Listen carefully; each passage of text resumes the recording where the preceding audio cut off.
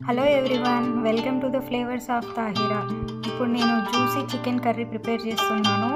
ముందుగా మనం స్టవ్ వెలిగించుకొని కడాయి పెట్టుకోవాలి. ఇప్పుడు 3 టేబుల్ స్పూన్స్ ఆఫ్ ఆయిల్ వేసుకున్నాను.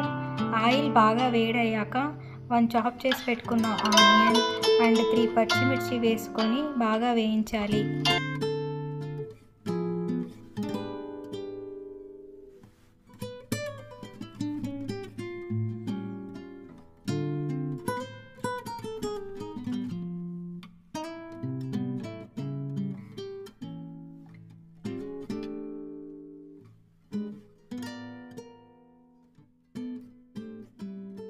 ఆనియన్ గోల్డెన్ ఫ్రై వచ్చేదానికి 1 స్పూన్ సాల్ట్ వేసుకొని బాగా వేయించాలి.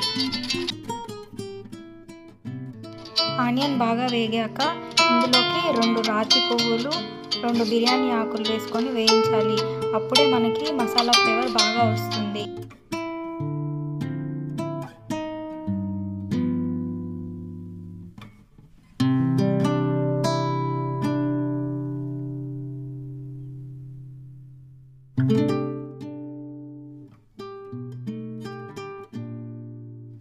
ఆనియన్ బాగా గోల్డెన్ ఫ్రై వచ్చింది కాబట్టి ఇప్పుడు ముందుగా మనం కడిగి పెట్టుకున్న చికెన్ని వేసుకోవాలి.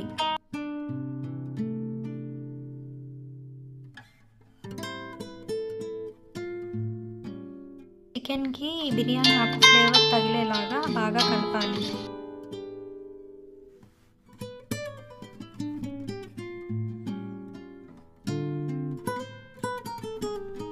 ఇందులోకి 1 స్పూన్ పసుపు వేసుకొని ముక్కలకి బాగా కలిసేలాగా వేయించి 5 నిమిషాలు మూత పెట్టి ఉడికించాలి.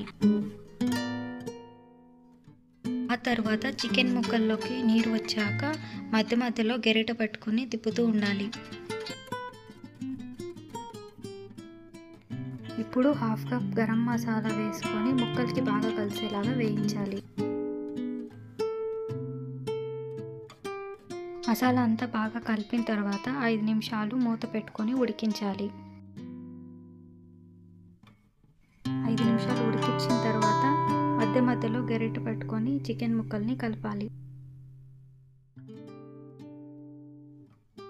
చికెన్ ముక్కలు మెత్తగా అయిన తర్వాత 1 టమాటా ముక్కల్ని వేసుకొని మెత్తగా అయ్యే వరకు మూత పెట్టుకొని ఉడికించాలి.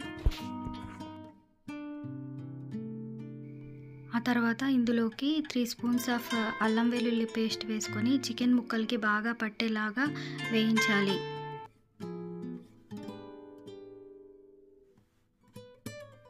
అల్లం వెల్లుల్లి పేస్ట్ పచ్చి వాసన పోయాక ఇందులోకి మనం 2 స్పూన్ల ధనియాల పొడి, 2 స్పూన్ల కారం పొడి వేసుకొని ముక్కలు బాగా కలిసేలాగా పట్టించాలి.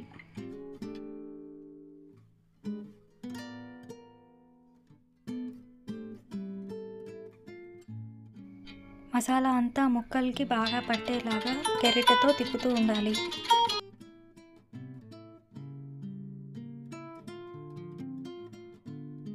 ఇప్పుడు మనం 1 గ్లాసు నీళ్ళు పోసుకొని మసాలాలంతా కలిసేలాగా వేయించుకొని 5 నిమిషాలు మూత పెట్టుకొని ఉడికించుకోవాలి. ఇప్పుడు మనం మూత తెరుచుకొని గరిటెతో చికెన్ ముక్కల్ని బాగా కలపాలి.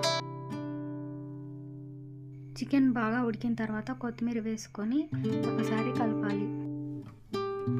అంతే, ఎంతో ఈజీగా అయిపోయే జ్యూసీ చికెన్ కర్రీ రెడీ.